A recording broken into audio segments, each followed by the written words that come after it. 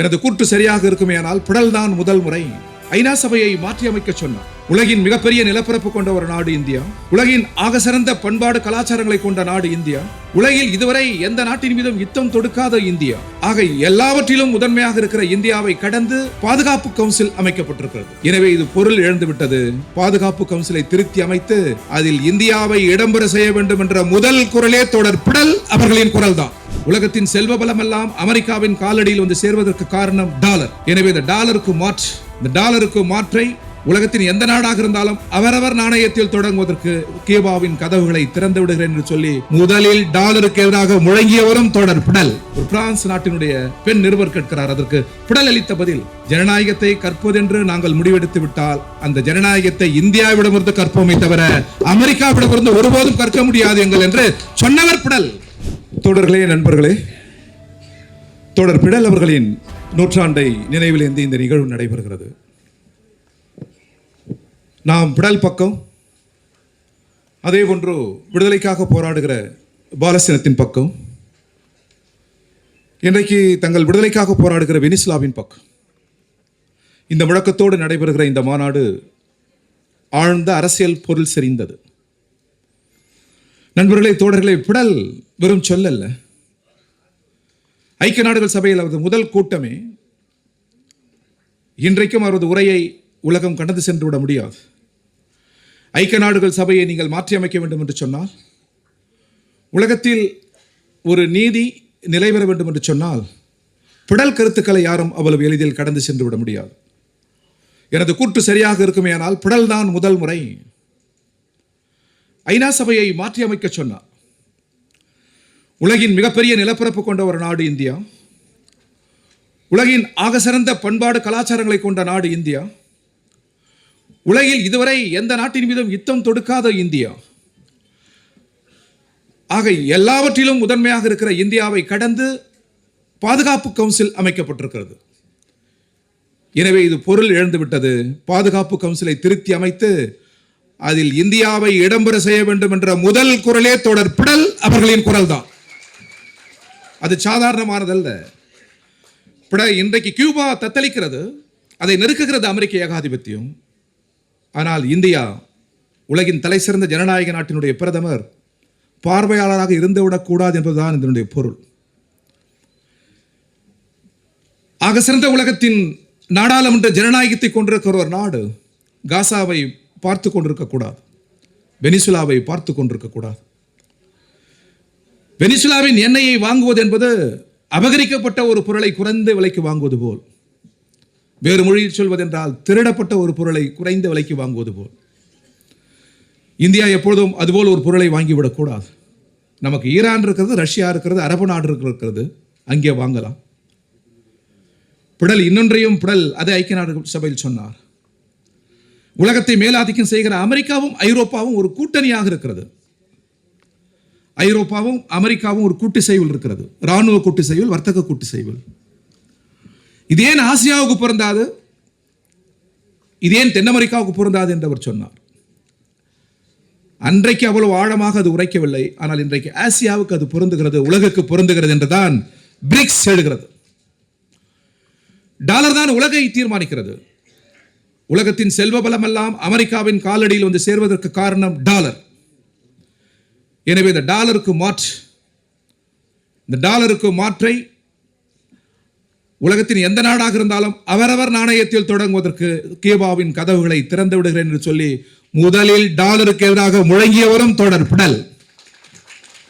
இவையெல்லாம் சாதாரணமானதல்ல. அவர் சொன்னது நமக்கு இன்னும் ஆச்சரியம் அளிக்கும். வெனிசுலாவில் எண்ணெய் அதிகமாக இருக்கிறது, ரஷ்யாவில் எண்ணெய் அதிகமாக இருக்கிறது. ஆனால் எண்ணெயை வாங்குகிறவர்கள் ஒரே மாதிரி இல்லை. நம்மிடம் அந்த கருப்பு தங்கம் குரூட் ஆயில் இருக்கிறது, அதான் உலகை இயக்குகிறது. ஆனால் அதை வாங்குகிற சக்தி அமெரிக்காவுக்கும் ஆப்பிரிக்காவுக்கும் ஒன்றல்ல. வளர்முக நாடுகள், ஏழை நாடுகள் வாங்கும் சக்தி இல்லாமல் தவிக்கிற பொழுது ஒபேக் அதே விலை வைப்பது நியாயம் அல்ல. எனவே வாங்கும் சக்திக்கு ஏற்றார் போல் விலை வைக்க வேண்டும். அமெரிக்காவுக்கும் ஐரோப்பாவிற்கும் ஒரு பீப்பாய் 1 லட்சம் ரூபாய் என்று சொன்னால் 1000 ரூபாய்க்கு வளர்முக நாடுகளுக்கும் ஏழை நாடுகளுக்கும் தருவது குறித்து ஒபேக் சிந்திக்க வேண்டும் என்று முதலில் துணிச்சலாக முன்மொழிந்தவரும் தோழர் பிடல். இவையெல்லாம் மிக சாதாரணமானதல்ல. எனவேதான் சொல்கிறோம், பிடல் வெறும் சொல் அல்ல. பிடல் ஒரு திசை, நாடாளுமன்ற ஜனநாயகத்திற்கான திசை. அவரை ஐரோப்பாவின் பத்திரிகையாளர்கள் பேட்டி காண்கிறார்கள். உங்கள் நாட்டில் சர்வாதிகாரம், ஒரு கட்சி ஆட்சி முறை நீடிக்கிறது, சர்வாதிகாரம் நீடிக்கிறது, ஜனநாயகம் வளர்ந்து வருகிற ஒரு யுகத்தில் நாம் வாழ்கிறோம், நீங்கள் ஏன் ஜனநாயகத்தின் கதவுகளை மூடுகிறீர்கள் பிடல் என்று கேட்டபொழுது ஒரு பிரான்ஸ் நாட்டினுடைய பெண் நிருபர் கேட்கிறார். அதற்கு பிடல் அளித்த பதில், ஆம், நாங்கள் ஜனநாயகத்தை கற்கத்தான் நாங்கள் விரும்புகிறோம். எப்பொழுதுமே அதற்கான சிந்தனை கதவுகள் திறந்திருக்கிறது. ஜனநாயகத்தை கற்பதென்று நாங்கள் முடிவெடுத்து விட்டால் அந்த ஜனநாயகத்தை இந்தியாவிடமிருந்து கற்போமே தவிர அமெரிக்காவிடமிருந்து ஒருபோதும் கற்க முடியாது எங்கள் என்று சொன்னவர் பிடல். அப்படின்னா இந்திய ஜனநாயகம், இந்திய சமூகமைப்பு நமக்கு உடன்பாடு இல்லை, ஆனால் இந்திய நாடாளுமன்ற ஜனநாயகம் அவர் தான் சொன்னார். சிரித்துக் கொண்டே சொன்னார். இந்த சொல் எத்தனை பேருடைய சபைகளில் விழுந்திருக்கும் என்று எனக்கு தெரியவில்லை. அறிவில் சிறந்தவர்கள் அதை தேக்கி வைத்திருப்பார்கள். இந்திய ஜனநாயகம் பற்றி ஒரு வரியில் சொல்லுங்கள் என்று சொன்னார். அவர் தான் சொன்னார், டான்ஸ் ஆஃப் டெமோக்ரஸி என்று சொன்னார். அம்பேத்கர் நேரும் ஃபெஸ்டிவல் ஆஃப் டெமோக்ரஸி என்று இந்தியாவை சொன்னார்கள் அல்லவா? உலகத்தில் நாட்டியம் புரிகிற ஜனநாயகம் இந்திய ஜனநாயகம் என்று சொன்னவர் தோழர் பிடல் காஸ்ட்ரோ. எனவே பிடலுக்கும் இந்தியாவுக்குமான நெருக்கத்தை, இந்த அரசியல் ஆழத்தை, இந்த சர்வதேசிய கூறுகளை எப்படி இந்தியாவோடு அவர் பின்னி பிணைந்தார் என்பதை அவ்வளவு எளிதில் கடந்து சென்று விட முடியாது. இன்றைக்கு கியூபாவை நெருக்குகிறார்கள். கியூபா தத்தளிக்கிறது. இந்தியா தன் கடமை செய்ய வேண்டும் என்று நாங்கள் கூறுகிறோம். உலகத்தில் ஈடு செய்ய முடியாத, அருகில் யாரும் ஒப்புமை செய்ய முடியாத மகத்தான ஜனநாயகத்தை நாம் பெற்றிருக்கிறோம். நமது மேதைகள் நமக்கு வழங்கியிருக்கிறார்கள். நம்மிடம் அமெரிக்காவோ பிரிட்டனோ அருகில் இருக்க முடியாது. Very most tolerant democracy in the world compare with US and Britain. Tolerant democracy இந்தியாவுடைய டெமோக்ரஸி, அது அருகில் கூட வர முடியாது. அத்தகைய ஜனநாயகத்தின் பிரதமர் கியூபாவின் கழுத்துக்கள் நெரிக்கப்படுகிற போது வேடிக்கை பார்ப்பது என்பது பாண்டுங் மாநாட்டுக்கு அழைக்கப்படுகிற தீங்கு. இந்தியாவின் சர்வதேச முகத்தை சிதைப்பது.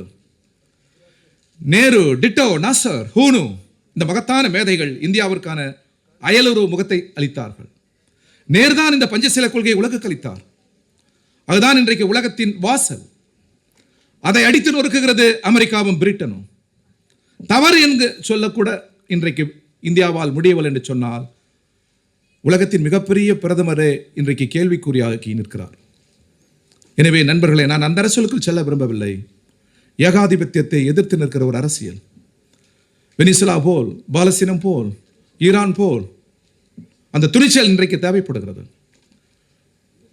போராடுகிற அந்த மக்களின் பால் ஒரு ஒருமைப்பாட்டை தெரிவிக்க வேண்டிய அவசியம் நமக்கு இருக்கிறது. இது நமது மரபு, இது நமது அயலுறவு முகம், இதுதான் இந்தியாவின் திசை.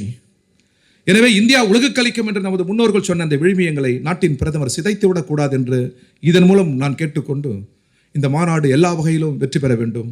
நாம் எப்பொழுதும் பிடல் பக்கம், வெனிசுலா பக்கம், ஈரான் பக்கம், விடுதலைக்காக போர் பக்கம் நாம் என்றென்றைக்கும் உறுதியாக நிற்போம் என்று சொல்லி விடைபெறுகிறேன். நன்றி, வணக்கம்.